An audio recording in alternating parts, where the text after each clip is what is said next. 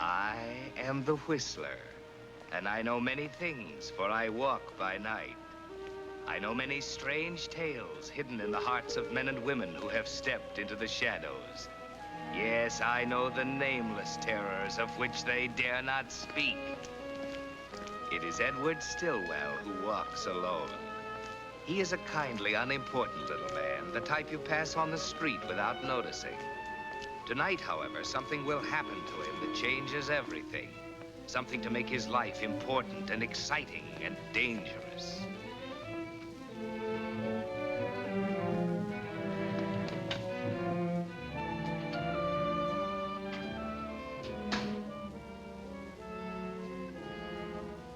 Mr. Stillwell? Yes, ma'am. I have an appointment to see Mr. Gale. Yes, I know. Mr. Stillwell's here. Send him in. Go right in. Thank you.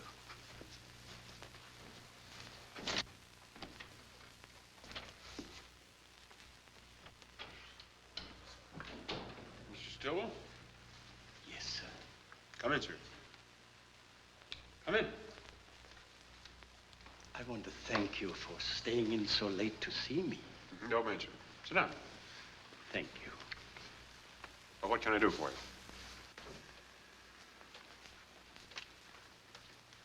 I want to know how much it would cost to have a young lady traced. Well, that I can't say offhand. When she disappeared, who is she? Her name is Laura Lund. It's 7 years now since I saw her. That was when her mother died. Laura was 14 then. 7 years is a long time. Might cost a lot of money to find her. Are you a professional or a businessman, Mr. Stillwell? I have a store at 2319 McCall Street. A music store. Phonographs, new and second-hand. Radios. Where do you live? I beg your pardon? I say, where do you live? 2319 McCall Street. Same address as the store. Yes, I have an apartment in the back. Laura and her mother live somewhere in the neighborhood, too. I know that because I'd see Laura playing along the block and see her mother coming home from work. The husband had been dead a good many years. He was a violinist. You can't even give me an address to start from?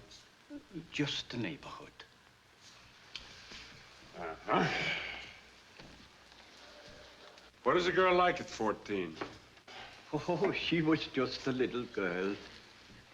I would see lots of them playing along the block, and Laura Lund was no different than the others, except she was thin and had long blonde curls and big blue eyes.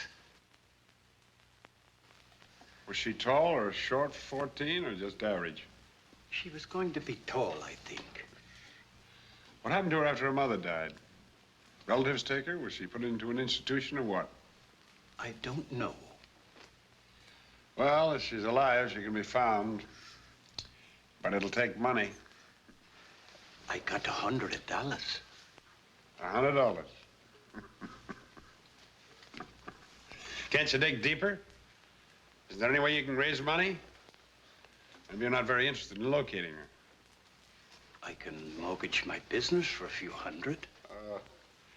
I wouldn't do that to you. Why, $100 a go like that, we'd be no nearer to her. Would it make any difference if I tell you, if you find a Laura Lund, she will pay you any sum, thousands, yes, tens of thousands for bringing us together? What makes you think so? Nothing I am at liberty to discuss. Let me tell you one thing. The success of this office depends upon the mutual trust between my clients and myself. Oh, I'm sorry. I may not be the greatest detective in the world, but I am the most unusual. Now, if you want to put your confidence in me, I'll find a Laura. All I can tell you is this. If you find a Laura Lund, it's possible she will make you a wealthy man.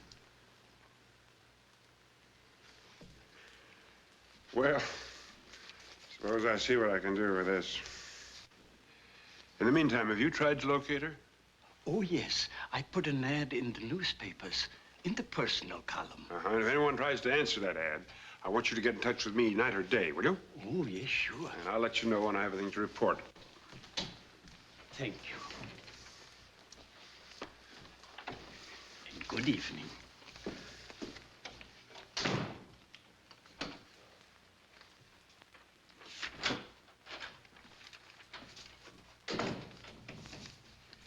You want me to save this? Yes, certainly. Open a file for Mr. Stillwell. Are you really going to look for that girl? Of course I am. And tomorrow I'm going to find her. 3 days have passed, and Stillwell has had no word from the private detective he engaged. He has almost given up hope that he will ever find Elora Lund. But tonight, his long search is coming to an end.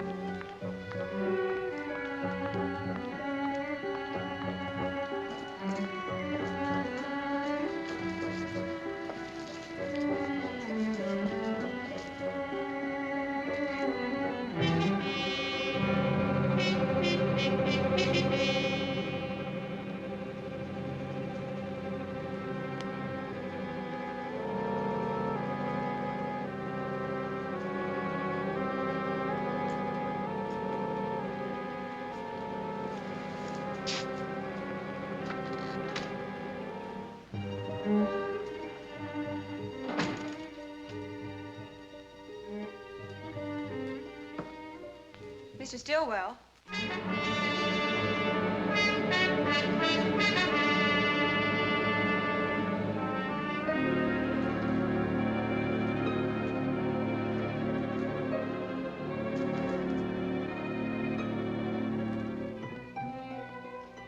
Mr. Stillwell.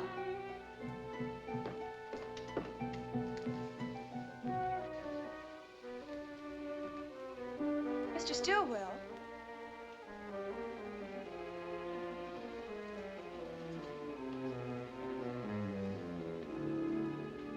Daddy Stillwell. How are you? What can I do for you?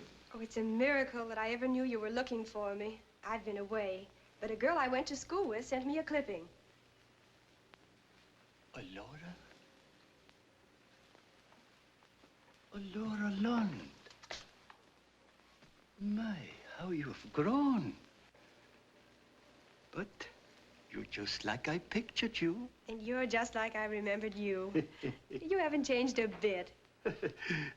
7 years don't make much difference at my age. Oh, but come, Elora, here. Sit down. Dear. Now, come, tell me. What have you been doing? And why didn't you come to see me? I was afraid they'd put me in an orphanage. So I took what little money there was in the house and ran away. I suppose you are wondering why I advertised for you. Well, of course I am. But even if you only wanted to talk to me, I'm glad you did. I guess I was too young to appreciate everything, but I'll never forget what a friend you were to Mother and me. Do you remember those odds and ends your mother used to bring to me to sell for her? I brought some myself when she was ill. Well, I never sold them. I thought perhaps if your mother got well, she would like to buy them back. They were heirlooms, things she brought from Sweden. Would you like me to buy them back now? Is that why you wanted to find me? Oh, no, no, no. My dear, I wanted to tell you, you are a rich young woman. Among those odds and ends, I found a treasure that's worth a fortune. What is it? All in good time, Elora. All in good time. But I must go out for a minute or two. But you can wait right here. I engaged a detective to try and find you, my dear. And I told him I'd let him know the minute you answered my advertisement. I'll be back in a minute or two.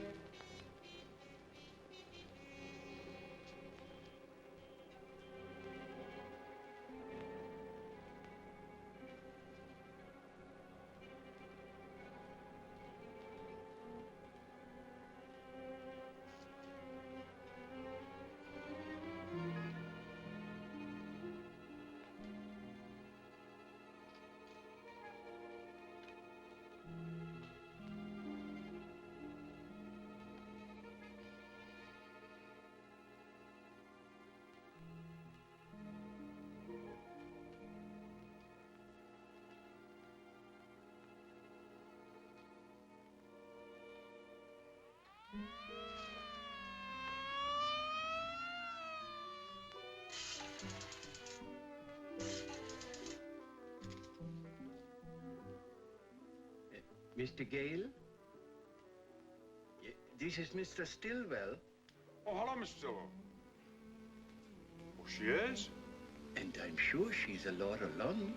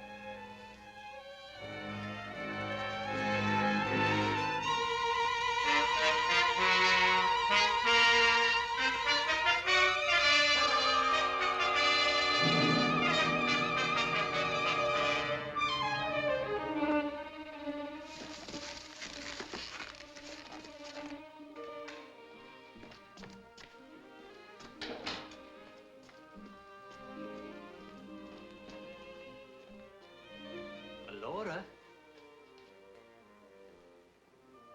Laura! Oh, Mr. Stillwell, I was frightened. I thought I heard somebody in the store. Oh, nobody would come at this hour. I got something to show you while we're waiting for Mr. Gale. See, it's a newspaper clipping. I thought of you the minute I read it. Oh, here it is. Read it, Laura, and you will understand why I said you're a rich young woman.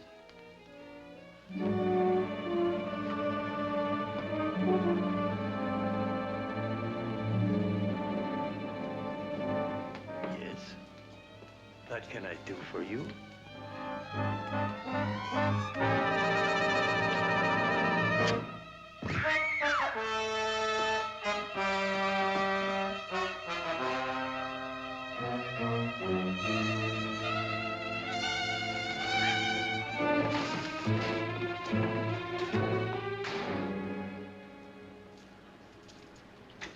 What happened, Mr. Gale? Wait a minute, wait a minute.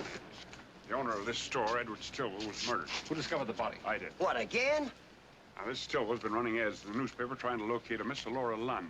Yeah? Tonight he phoned me and said she was in the store. When I got here, he was dead and she had gone. No. Give us a break. Well, Give wait us a a break. minute. Now, wait a minute. The most significant feature of this whole thing is that this girl is not a Laura Lund. Well, who is she? She's an imposter. You can print that if you want to. Put it on the air. Where's the nearest phone? Right up the head of the stairs, first landing. Thank you, Mr. Gale. Thank you very much. Wait a minute.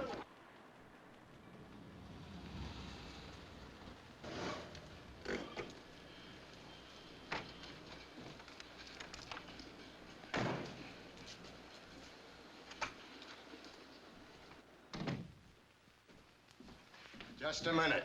Oh, Dr. Gale from Miss Hanson? Oh.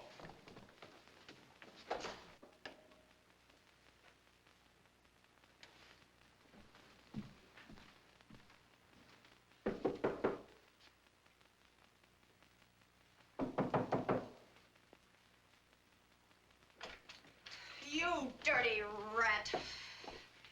You've got your nerve to come here. Why, what have I done? You said it would be easy. There was no danger. You put me on a swell spot. I got you off that spot, too, didn't I? Oh, you did. How? Open the door, Frida. Let me in. Now, Frida. Look, Frida. I knew that someone was holding you because they thought you were a Laura Lund. I told the reporters that you weren't, and they broadcast it. Who killed the old man? I was tied up and gagged, and I thought I was going to get the knife like Stillwell. You were going to protect me, remember? How was I to know that he was going to be murdered? Did you kill him, Frida?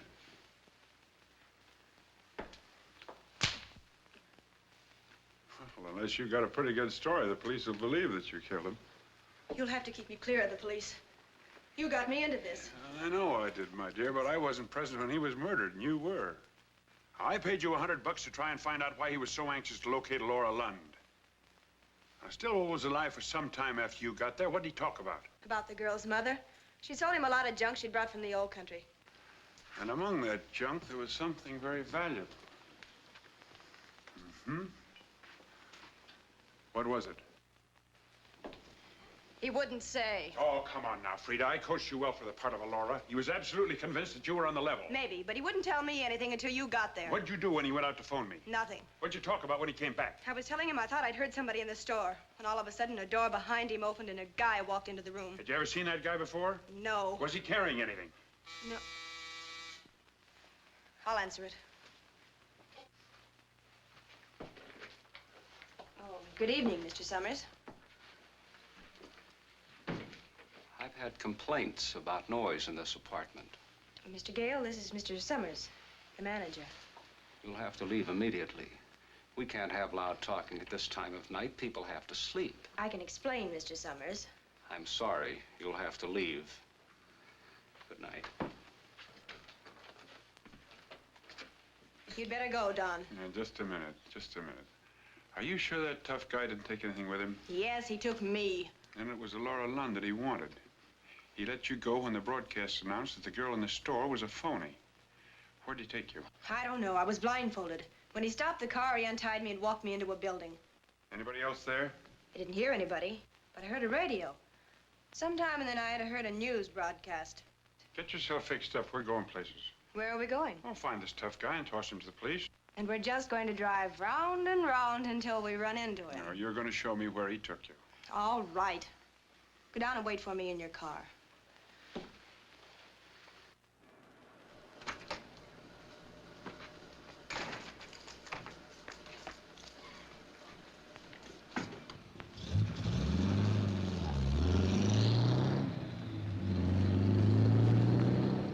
This is the maddest thing I ever heard of, even coming from you. I haven't the faintest idea where he took me. I know your eyes were covered, but you still had other senses. You could smell and hear and feel. Did you hear anything in that building besides the radio? I heard a railroad engine. Oh, that's something. Did you smell any industrial fumes around there? When we got out of the car, I smelled chocolate.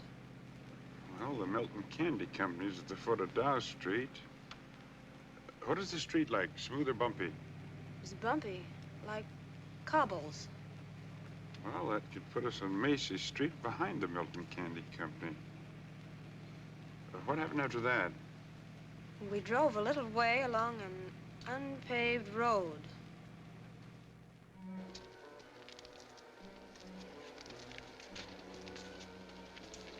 Don, I'm frightened. Let's get out of here. When you got out of that car, did you step on cement or grass? Felt like gravel. Then I went out onto a boardwalk. And finally, 3 steps up into the house.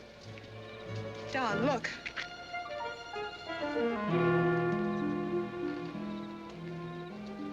This must be the place. Let's get out of here. You go back and wait. Don't do it, Don. There's a killer in there. I don't see any car around. I don't think anybody's in there. I'm going to find out. Crazy fool. You go back and wait.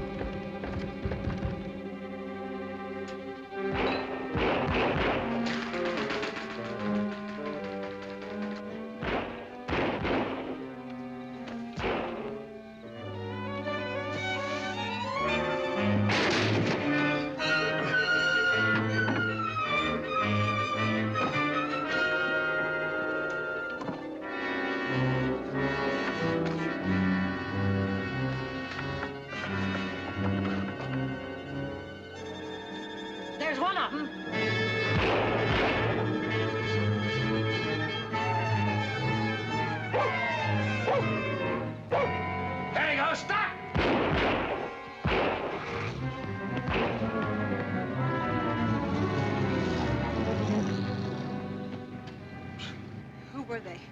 Well, I think it's the police, but I didn't stop to look at their shields. Well, I guess Stillwell's murderer is dead. You want to drive? Well, you're doing all right.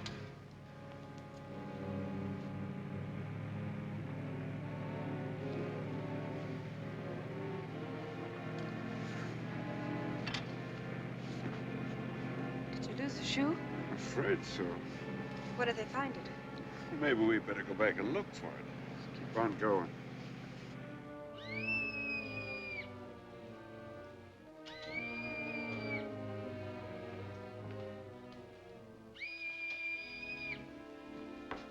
Yeah? It's Taggart and Barton. I want to see you. Oh, come on up.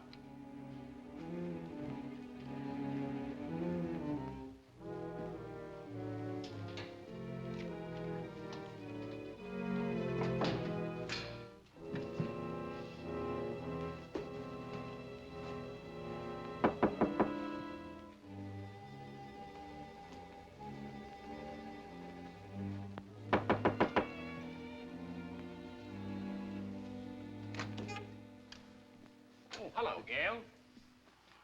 Hiya. Oh, forgive us for keeping you up. Well, it's all right. How you getting on with the Stillwell case? We got his murderer. It was Harry Pontus. He was killed resisting arrest. Well, it's fast work. Did you understand? I said the murderer was Harry Pontus. Well, am I supposed to know him? Every dick in the country knows him. He's pulled murders, stick-ups, and burglaries. A very mean man with a knife. He grew up here, but he never pulled any jobs in town. Well, he probably didn't want to embarrass his folks. We found a trick knife in his bedroom.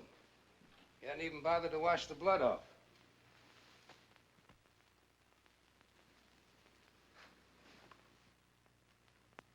The medical examiner says it just fits the wound in Stillwell's back.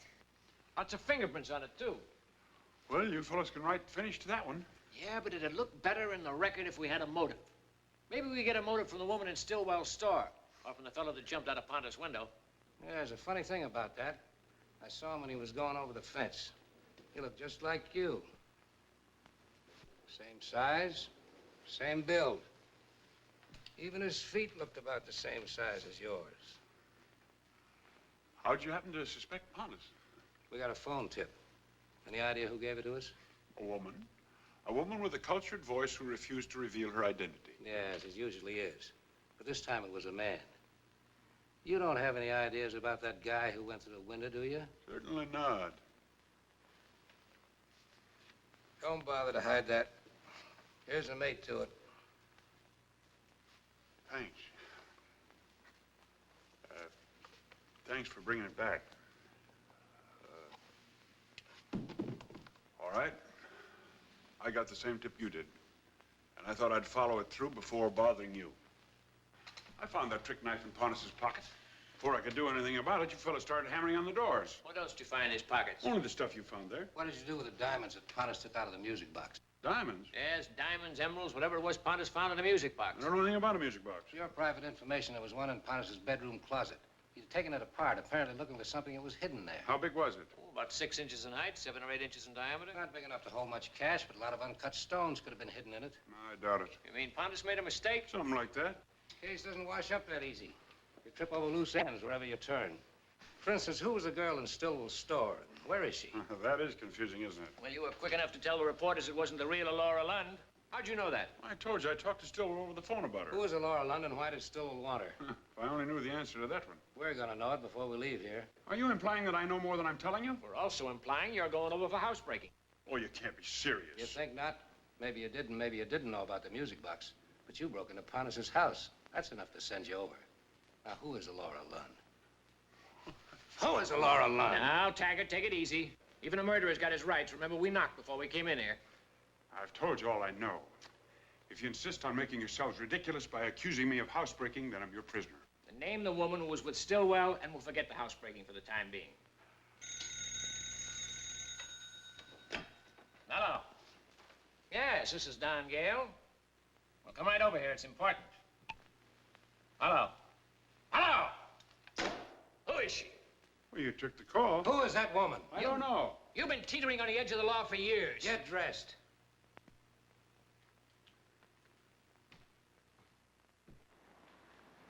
unaware of the search that is being made for her. The real Elora Lund is recovering from the effects of an accident in the quiet of a sanitarium.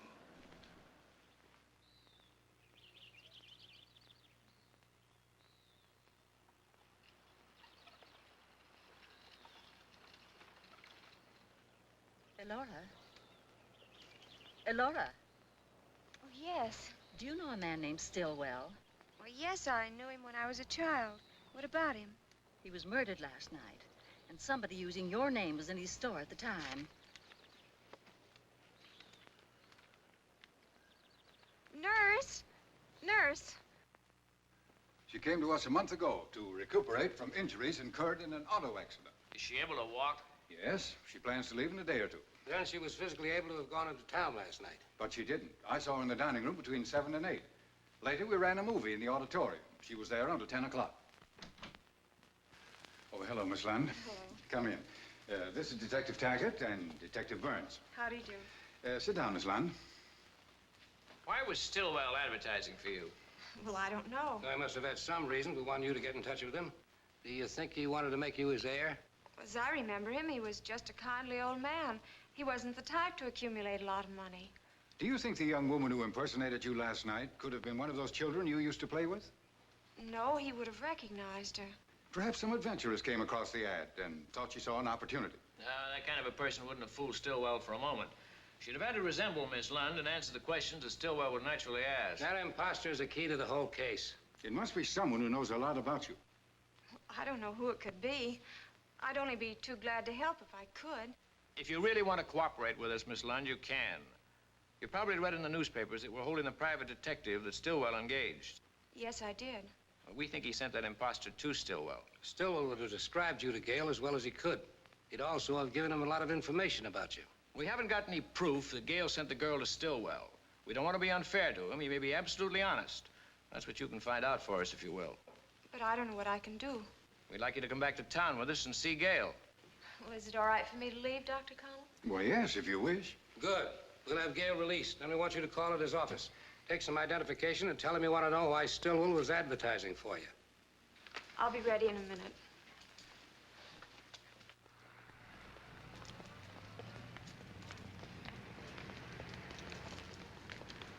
Well, now you know what the inside of a jail looks like. We're going to be nice to you. We're going to let you play around in the free, fresh air. But only for a few hours. Then we're going to bring you back in and put the formal charge against you. Unless you bring in the girl. What girl? The one you sent up to Stillwell. If I'd sent one up, wouldn't I be a sucker to tell you? Maybe that's where you made your slip. So long, Gale. We'll be seeing you.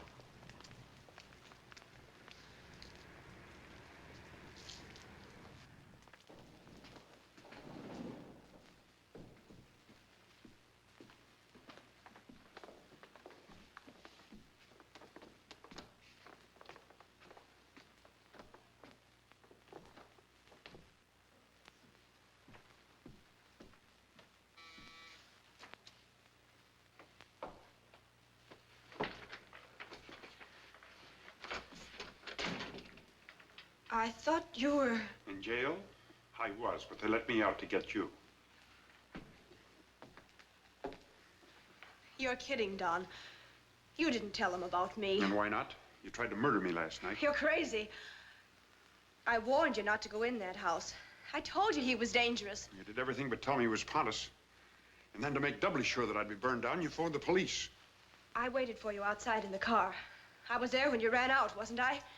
And I drove you away. You didn't wait outside Pontus's house. You drove 4/10 of a mile to a phone and 4/10 of a mile back. Don, you I looked at the speedometer. Poor Frida, you never thought you'd have to face me after pulling that one. Did the police say a woman phoned? No, it was a man. Your boyfriend. You phoned him and he phoned the police. You're right, Don. But I only did it to help you. I knew he was a killer. You must believe me. I was scared you'd get killed in there. That's why I phoned. Oh, no, Frida. Your boyfriend phoned the police that Pontus was in there so they'd go in shooting and burn down anyone they saw. It is a neat little plot to get rid of me. You don't believe anything I say, so go ahead and tell the police about me. They won't do much to me, and it will cost you your license. It's not as simple as that. You and I have a lot to settle first. You're right. We have something to settle. You lied to me, pitched me into a murder. Now talk. You're hurting me, Don. You thought there was money waiting for Laura Lund, and you thought you could put yourself over as a Laura long enough to get that money. But you had to find some way to get me out of the picture. No. You're all wrong. You're only guessing. Why would I double-cross you? There'd be no point in having Stillwell killed unless you knew what it was all about. So we can start from there. And remember, you're talking for your life. All right. There is money in it. $200,000. Think of it. $100,000 each. So now we're partners. Why didn't you offer to cut me in last night? I figured I was entitled to anything I could get for what I went through last night. What you went through? All right, I'm greedy. Pontos was working with me. But what about you? You're only sore because you wanted to grab it all for yourself. What was it Stillwell had that was worth $200,000, and where is it? The police. They followed you here. Answer it.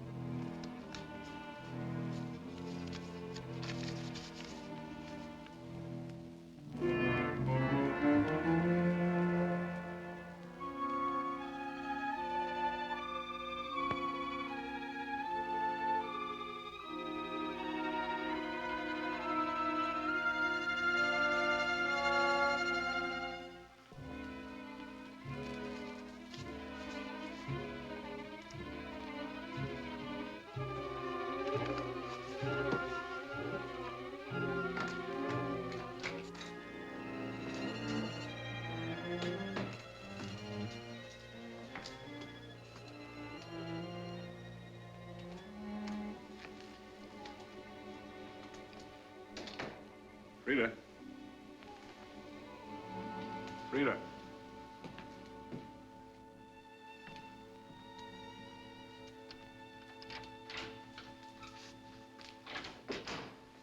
She's here. Frida? No, Laura Lund, the real one. I put her in your office because this place has been like a squad room at headquarters. Good girl. Now, if anyone comes in here even smelling of the police station, give me a couple of buzzes. Don. Hey, what's the matter with you? You afraid you're not working for a respectable firm just because I spent the night in jail? That's happened before. Well, then what is it? It's Laura Lund. She's a sweet kid and she's been sick, and I'm not going to stand by and see her robbed. When have I ever robbed a client? Whenever you've had an opportunity.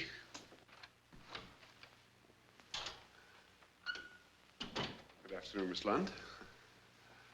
I'm Mr. Gale. Oh, please don't stand out. I suppose you read in the newspapers that Mr. Stillwell engaged me to try and locate you? Well, I've been in a sanitarium recovering from an accident. Oh, I'm so sorry.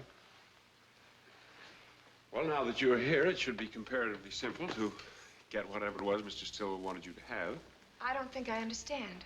Well, we go to the police and prove your identity, make a formal claim for your property. But I haven't any idea why Mr. Stillwell was advertising for me. You haven't? No. Was your family related in any way to Jenny Lind? No, not that I ever heard of. I want you to think very carefully before you answer this. Did your mother ever sell Mr. Stillwell any old wax records? Yes. What were they? Borvisa and In Summertime. Jenny Lind sang them. What condition were they in the last time you saw them? Well, I don't know. I never saw them, but Mother told me about them. They were in a little square trunk with some old music boxes. Jenny Lind died in 1887. How did they come in your mother's possession? Jenny Lind made them for my great-grandfather, but he never went into commercial production. Stillwell wanted you to have them. He told me as much. And I feel confident that the records are somewhere in that store. Well, then the police can find them. Well, you and I know the records are rightfully yours. We can't prove it. And no matter how much the police might want to help you, they can't turn over to you anything that they can find in the store. The records do really belong to me, don't Why, they? of course they do. When And I'm going to get them for you. And what's more, I'm going to turn Stillwell's murderer over to justice. Is what you're going to do legal? Well, turning a murderer over to justice is certainly legal. Won't it be dangerous? Well, not for you, it won't. Of course, I expect to be paid for any risks that I take. Shall we say that I am to receive 1/4 of whatever the records bring? Really, Miss Lund, That's only fair. Fine. Where are you stopping? At the Gordon Hotel. I don't want the police to see you until this is all over. I'm going to take you to the home of a woman I know. A very nice woman. And you'll be out of sight there. Now, some of my clients like to leave this way, unnoticed. If you don't mind, I prefer to go out the way I came in. Well, when we're playing for big stakes, we can't afford to be squeamish, can we? Look, if you have any confidence in me, maybe we better turn the whole thing over to the police. Well, it isn't exactly that. It's just that the confidence seems to be all on one side. For instance, you haven't yet told me about the girl you sent to Mr. Stillwell to impersonate me. Oh, that. Well, Stillwell wanted me to undertake the job of locating you without pay. I had to find out what it was all about, didn't I? I see. What was her name? Well, just a girl that works for me occasionally. I'll tell you all about it later. Come on.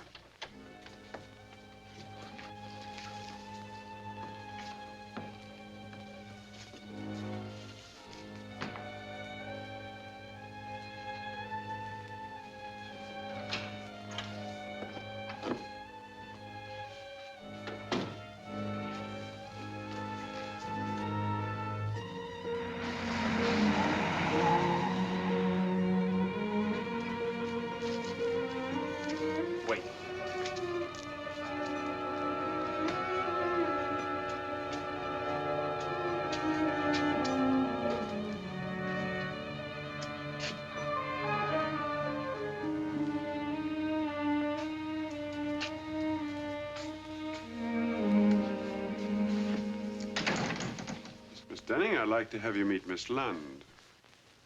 I'm always pleased to meet any friend of Don's. Miss Lund is a client of mine. She'd like to keep out of sight for the rest of the day. Come along. Just make yourself perfectly at home. No one will bother you here, dearie.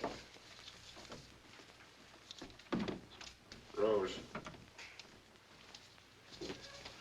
I don't want her to use the phone, and I don't want her to leave. You expect me to use force if she tries to get away?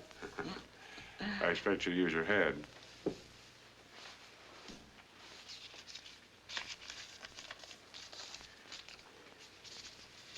Don. If I'm not back by 2 a.m., let her do whatever she wants to.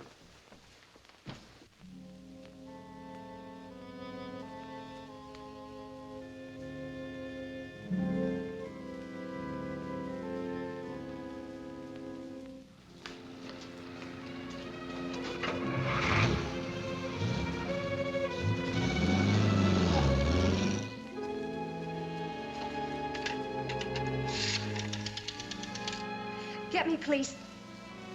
Operator. Hello? Operator. So sorry, dearie. The phone's out of order.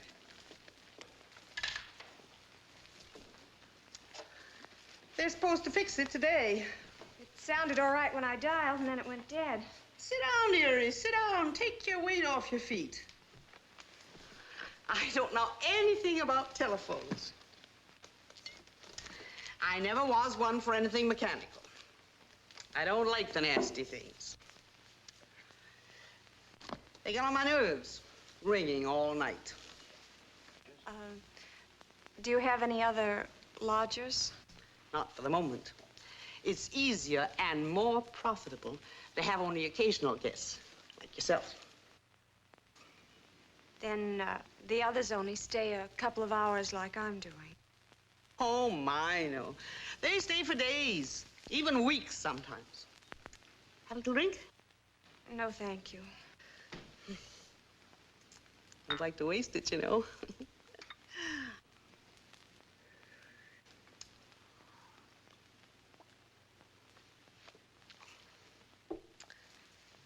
Now, don't you get thinking there's anything wrong.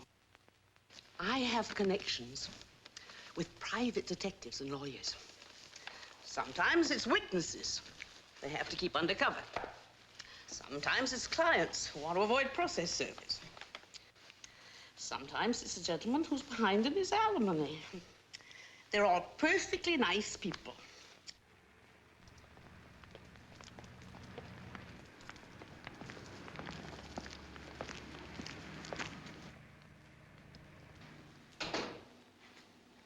Good afternoon, sir. Mr. Brown? Yes? I'm Don Gale, Mr. Stillwell's friend. You knew him well, didn't you? Indeed, yes. I was perhaps his closest friend. Well, that's what he led me to believe. And he told me that if anything should ever happen to him before I was able to locate Laura, that I was to get in touch with you, that you'd help me in any way that you can. Naturally. You see, I knew Laura, too. Well, then you want to see Laura get what's rightfully hers, and you want to see his murderers brought to justice. Of course. You see, the police seem to be absolutely at a loss. In fact, I don't think anything will ever be done if it's left to them. I know who the murderers are. Could we talk privately in your office? Oh, certainly, Mr. Gale. Right this way. Oh, shall I? Her name is Frida Hansen. She didn't leave her apartment all day, and the manager came up to see if she was all right. He found her body in a closet. She was strangled with a piece of strong cord.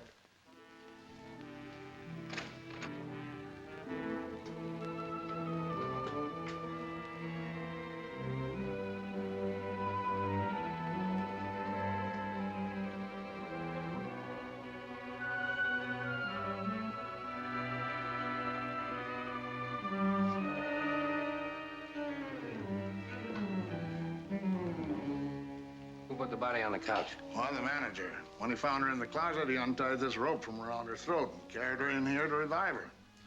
I figured he was about 6 hours too late. The medical examiner will tell us when she died. Where's the manager now? One downstairs. Go get him.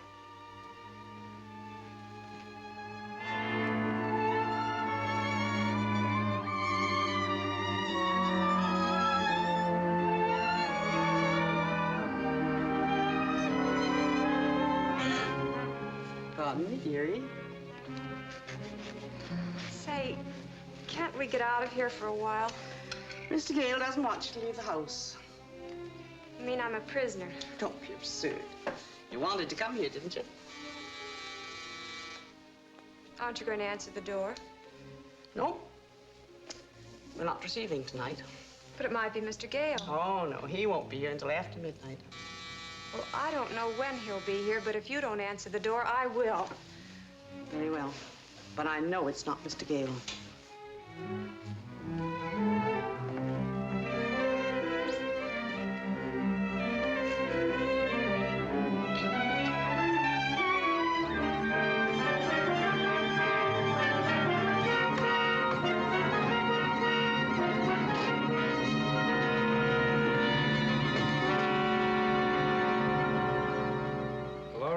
Born August 18th, 1924, General Hospital, parents Mr. and Mrs. Get the idea? That's the kind of information you'd pass out to anyone going out to do a little job of impersonation. Here's the manager now. Send him in. I'm James Summers, gentlemen. I hope I didn't do wrong in moving the body. Miss Gordon from next door was with me. We thought Miss Hansen might be still alive. That was a natural thing to do. Where was Frida Hansen employed? I don't know. She was a photographic model, I've heard. I guess Miss Gordon would know more about it than anybody. Will you ask Miss Gordon to see us in the lobby in a few minutes? I'd be glad to. Henry? Yes, sir? Go over to my office and get a photograph of Don Gale. You'll find a couple on my desk. Yes, sir.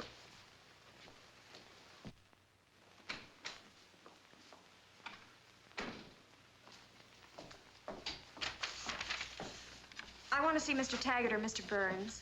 I'm Laura Lund. Did you just leave Don Gale, Miss Lund? No, I didn't. Henry, Yes, sir. This is Miss Lund. This officer will take you to them. They'll want to see you right away. Thank you. This way, miss. Did you see the man I just described come in here? Yes, he walked right on past the desk without announcing himself. Mr. Summers saw him, too. How long before he came down again? Well, about 20 minutes. Miss Lund came to headquarters looking for you. Mr. Taggart, One moment, Miss Lund.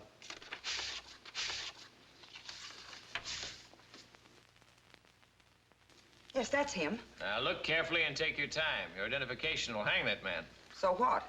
He killed Frida, didn't he? And so Gale is charged with the cowardly murder of a woman. The police have a strong motive. They have proof of his opportunity. They have incontrovertible evidence that he was in Frida's apartment at the time she was killed. In fact, they have everything. Except Don Gale.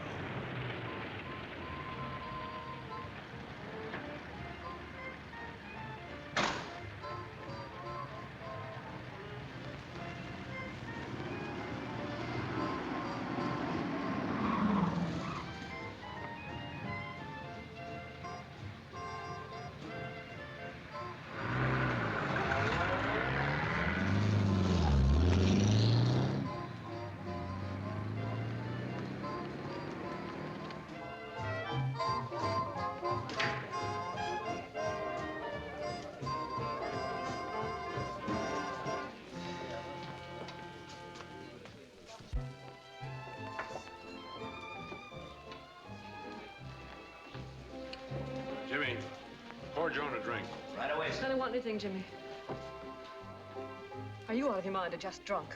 I've been looking everywhere for you. I hardly expected to find you in a bar. Why not? They found Frida's body. I said they found Frida's body. What are you talking about? The police know that you were at her place, and they're looking for you. I came to warn you. That's all I can do for you. It's more than I should. Before you go, tell me, am I supposed to have murdered Frida? Please, Don, don't touch me. Don't even talk to me. People are watching us. You can set your little mind at rest. I disliked Frida, but not enough to kill her. They have proof that you were at her apartment the time she was murdered. If you didn't kill her, who did? I don't know. Someone came to the door, but I didn't see who it was. Good night, Jimmy. Come back soon. Don, you gonna give yourself up? Not right away. You won't last 5 minutes on the street. Every police car in town is looking for you. I'll be looking for every police car in town. That'll make us even. Why don't you go to them and tell them everything you know? That's what any innocent man would do. Yeah, well, I'm not any innocent man. Have a look around outside.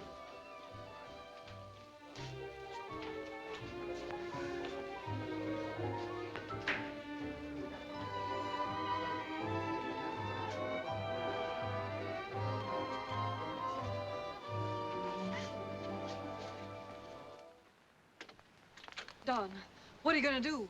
I'm going to Stillwell's, and I'm going to get a couple of Jenny Lind records that are worth $200,000. The man who killed Frida knows about them, too. I hope to meet him there. And then you're gonna give Laura Lund the records and hand the murderer over to the police. Is that it? That's the plot. I don't believe it. If that were true, you'd go to the police right now. Well, have it your way. I'm going to get those records and head for the border.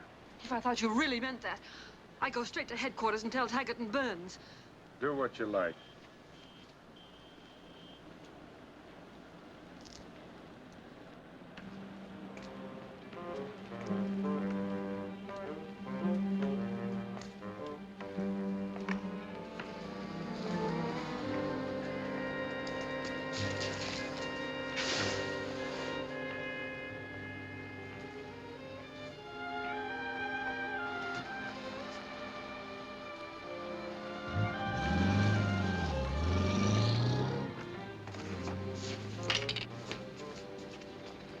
You all right?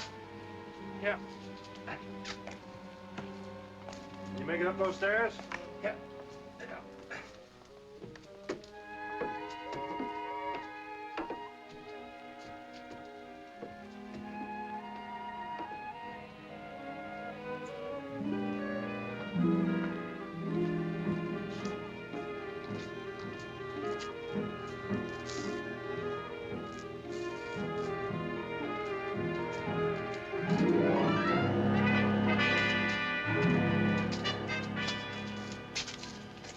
It's Gale's secretary.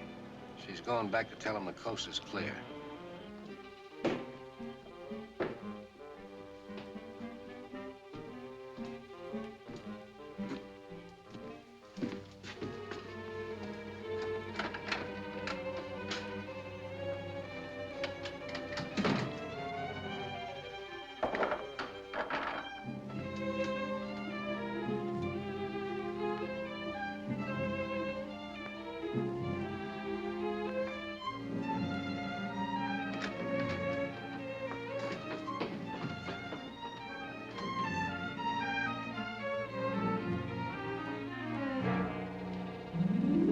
Look out.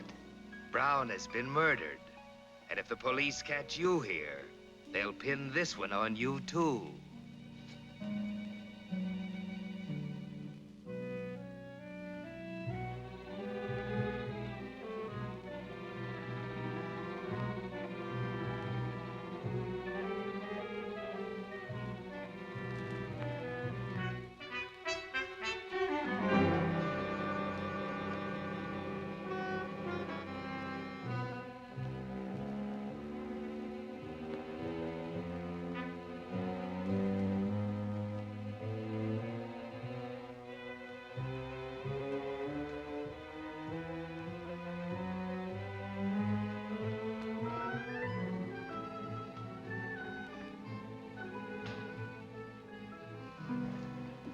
I'm for calling it quits.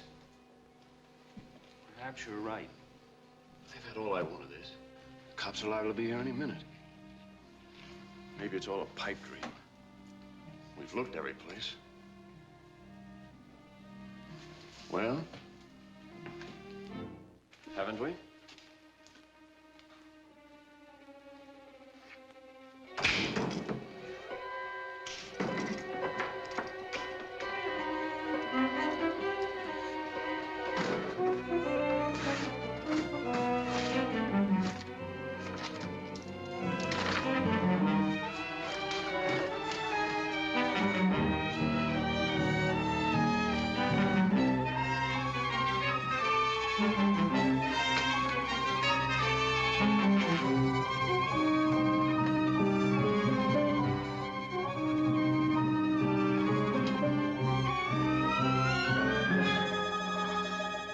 They're worth 100,000 apiece.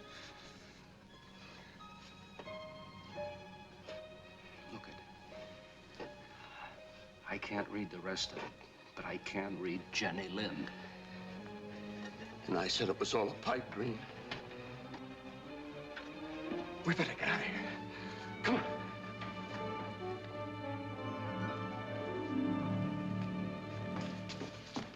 You kindly put those records on the floor, Mr. Summers. I guess it's time for us all to be reasonable. We'll declare you in, Mr. Gale. I'm not interested. Pontus was one of your partners, and Frida the other. Frida can thank you for what she got. You were going to turn her over to the police. I'm going to turn you over. Your friend here and the records. You were kidding. You wouldn't throw a fortune like this away. Oh, but I would. Somebody's going to hang for Frida and Stillwell. If it isn't you, I'm very much afraid it might be me.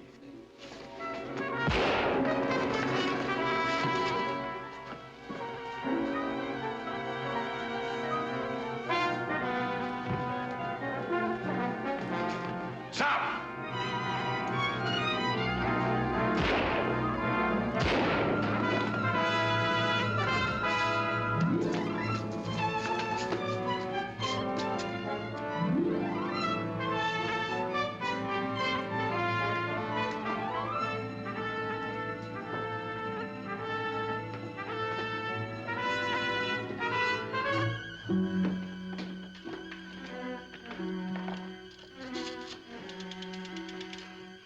Police headquarters.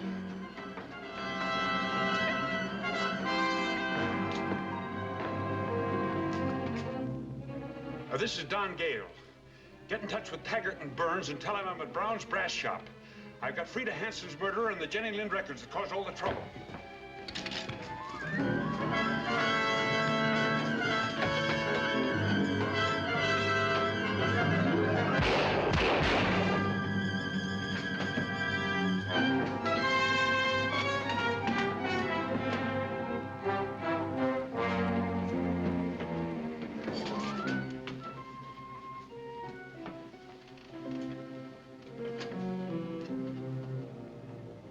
too bad. One of the bullets went right through the box before it hit him.